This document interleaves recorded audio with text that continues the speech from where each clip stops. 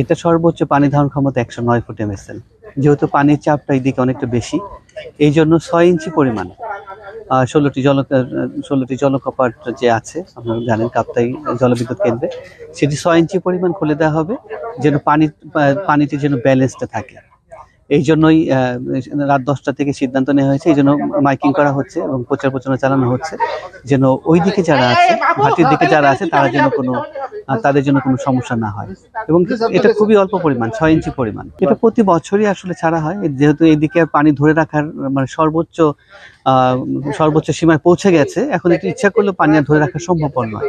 তো যে কারণে সামান্য পরিমাণ পানি এখন না ছাড়লে এইদিকে আরো বন্যাক্রান্ত লোকের সংখ্যাও বাড়বে, আরো বেশি সমস্যার সৃষ্টি হবে, যে কারণে এই সিদ্ধান্তটি নেওয়া হয়েছে।